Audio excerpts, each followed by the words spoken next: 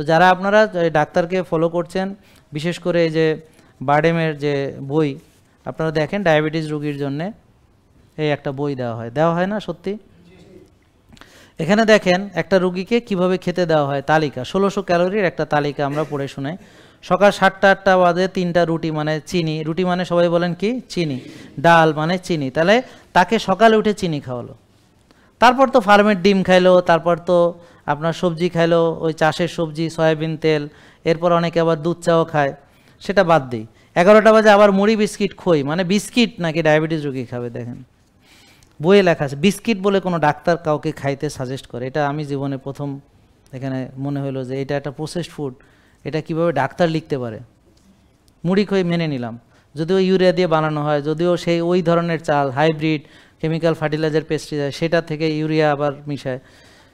তারপর আবার চিনি খেলো, তাহলে মুড়ি বিস্কিট খই মানে কি চিনি।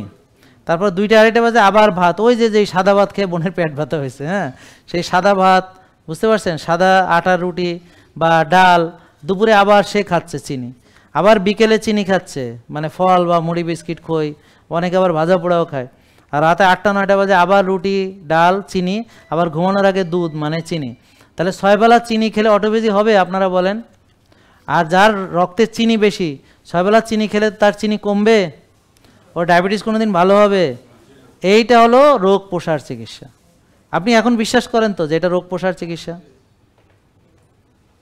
তো যারা এখনও এই বই ফলো করেন তারা শিওর থাকেন কোনোদিন আপনি ভালো তো হবেনই না। দেখেন তাহলে বারবার খেলে যদি আমি বলি ক্যান্সার হবে, যেহেতু অটোফেজি করলে ক্যান্সার ভালো হয়, তাহলে আমরা বলতে পারি না যে বারবার খেলে ক্যান্সার হয়, বুঝেন নাই? তাহলে আমি না খেয়ে ক্যান্সার ভালো হচ্ছে, তাহলে বেশি খেলে ক্যান্সার হচ্ছে, এটা বলতে কোনো সমস্যা আছে?